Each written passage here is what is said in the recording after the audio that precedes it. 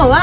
Ako nga nag-aaway? nagpaalam kaya ako nagtinda. Ako talaga Uy, unang gumawa. ba't kayo nagtatalo? Ba't kayo nag-aaway? Eh kasi ba't Uy! gumawa nang hindi ka nagpapaalam? Wala. Huwag ka nakikilam dito kay Charlie ah. Ano ba problema mo? Tinatanong ko nga, di ba galing ako sa'yo nakaraan? Oh, chismoso ka kasi. Gusto ko nga alamin kung ano ba talaga yung totoo. Eto na, harap-harapan na yung chismis na gusto mo malaman. O sino ba talaga nauna dyan sa beef, beef Ako roll? nga unang gumawa. Nag-vlog pa ako nito. Napanood mo ba? Eh ako Napanood, nga oh. una nagpaalam. Eh, ako nga una talagang gumawa. Eh kasi na ginawa niya, hindi naman siya nagpaalam. Teka lang, para matapos na yung gulo na yan, titikman ko na lang yun, no? Okay, Titikman sagutin mo kung alin ang mas masarap ha. Oh, sige, titikman ko na to. Ito ba yun, yung beef Oh, samyang roll? Ito nga. Magkano po yan? 250 pesos. 250 pesos. Yes. Hindi po, patigin po ako. Yan, titikman ko para. Teka, Huwag na kayo, Japanese mayo pa yan. Ayusin mo Sabay yan, kayo. ayusin mo ako Charlie, ayusin mo ha. Nagigigil ako huwag na sa'yo. kayo mag-away-away. So, yun, oh. Japanese sauce? Japanese mayo. Yan, paborito mo yan, Kepay. Okay, bye. Ito na po yun.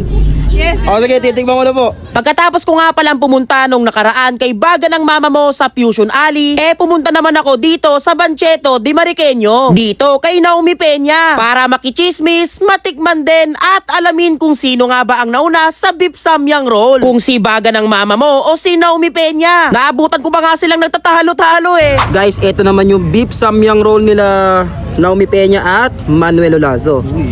Bale na parito ako dahil sa chismis. Chismis? Kagabi kasi galing ako doon kay Ate Jackie, kay baga ng mama mo. Galing ako doon Anong, Diba? anong inano mo doon? Ang issue kasi na kumakalat kung sino ba talaga nauna. Sino nauna? Ang gulo nga O sino ba talaga?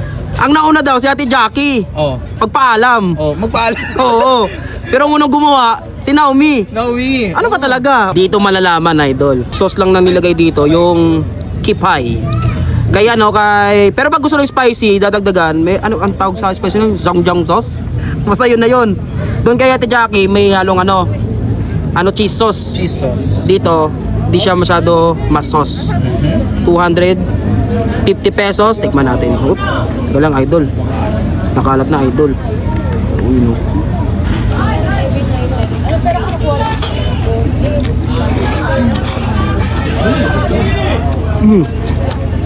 Tol, malaman din. Kaya kahit wala siya masyadong sauce, sarap. Parehas masarap man. Ang hirap na rin magdesisyon. Uy, balanse ah.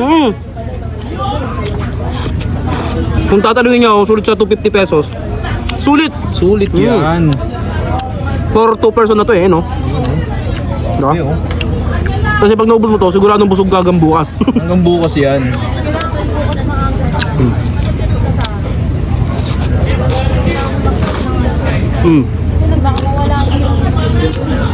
Dito kaya kay namin guys, damang-dama yung yung pagkasamyang niya. Kaya Ate Jackie kasi nilalabanan ng cheese sauce. No?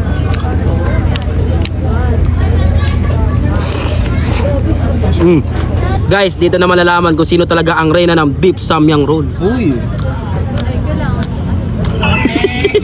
Alam, mahirap talaga. Teka na to lang, hanggang lagi pumitik na.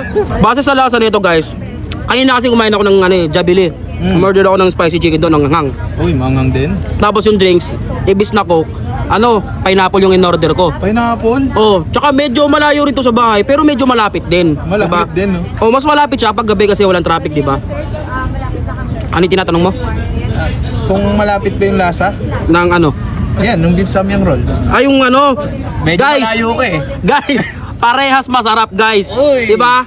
Kung malapit kayo sa Fusion Alley, tulad sa taga Manila kayo, taga Caloocan, basta doon banda sa norte, doon kayo sa Fusion Alley, doon kay Ate Jackie sa bawagan ng mama mo. Pero kung malapit ka lang din naman dito sa may Marikina, tulad ng Taguig, Pasig, Cainta, dito kay Naomi Peña. Parehas masarap, guys. 'Di ba? Kaya try nyo na.